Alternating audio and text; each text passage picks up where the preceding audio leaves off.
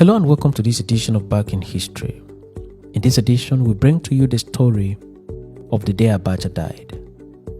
Abacha was a general in the Nigerian army.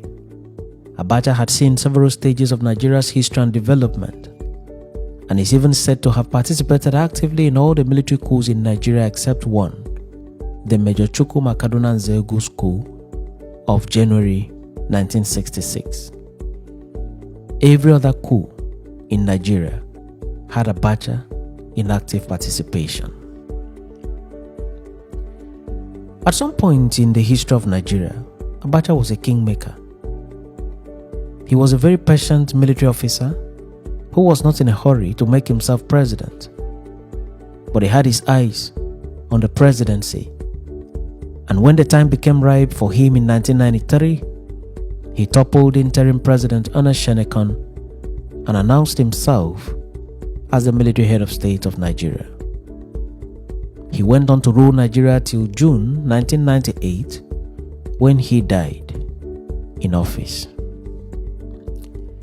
His death gave rise to many theories. A certain theory said that he was poisoned to death by Indian women of easy virtue who are said to have been imported into the Aso Rock villa for Abacha's pleasure. There is also the theory that said that he was killed by a close friend of his. There is another theory that said that he was killed by operatives that came to Nigeria a day before in the entourage of Yasser Arafat. There is also the theory that said that he died of cardiac arrest. Another theory said he died of natural causes. Whatever the truth may be, what is indisputable is the fact that General Sani Abacha died in the wee hours of 9th June 1998. This marked the end of the life and time of Nigeria's most dreaded and most feared military head of state. Perhaps the version of the story, as told by Major Al-Mustafa, Abacha's chief security officer, might be the most reliable version of the story of Abacha's death. In an interview granted to Chuks Okocha of the This Day newspaper with the title How Abacha Died, Al-Mustafa's version is, unquote, as follows.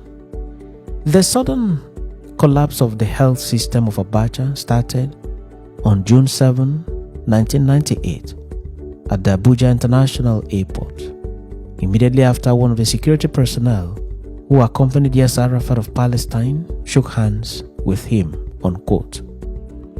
Al-Mustafa added, shortly after the handshake, I noticed the change in the countenance of Abacha, and I immediately informed the ADC, Lieutenant Colonel Abdullah, who advised that we keep a close watch on him.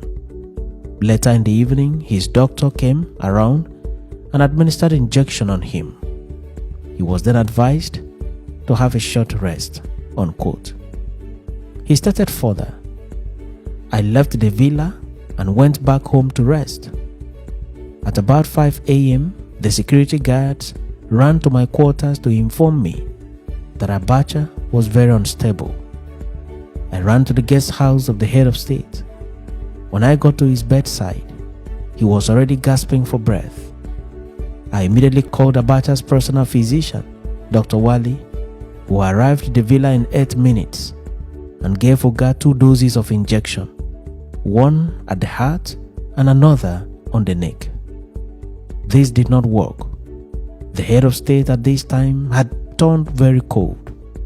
The doctor then told me that the head of state was dead, unquote. Al-Mustafa added further, the story that my boss died on women is not true. It is a great lie. The story that my boss ate poisoned apple is also not true, unquote. Telephone calls were then made to several VIPs in the military at the time, including the army chiefs and former military heads of state, on what should be the next line of action for the country.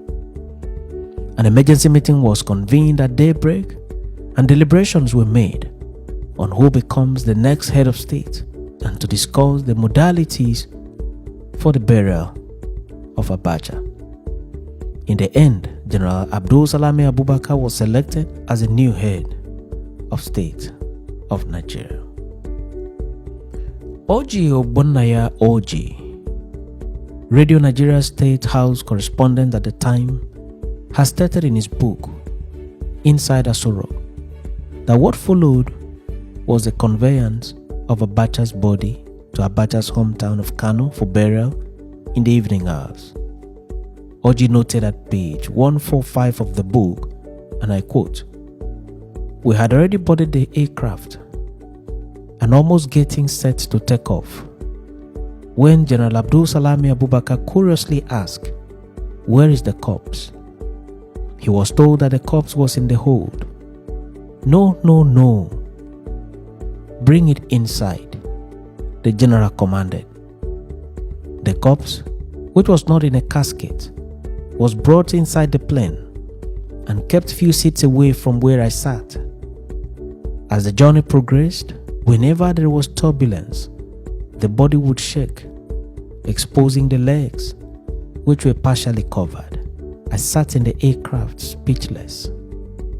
My reflections were on life, death, power, influence, and the vanity of human desires." End of quote. The presidential jet touched down in Kano, and the remains of the head of state was conveyed in a motorcade to the Kano Central Mosque and then to his family compound, and the body was laid in the Abacha family mosque and then committed to Mother Earth in accordance with Islamic rites. The burial ended at about 10:05 p.m. His death and burial brought to an end an era in the post-colonial history of Nigeria. For some, Abacha was a good man. For others, he was a brutal dictator. Abacha was survived by a wife, Mariam, and 8 children. Thanks for watching this episode of Back in History, and do remember to subscribe to the channel and share the video with friends and loved ones.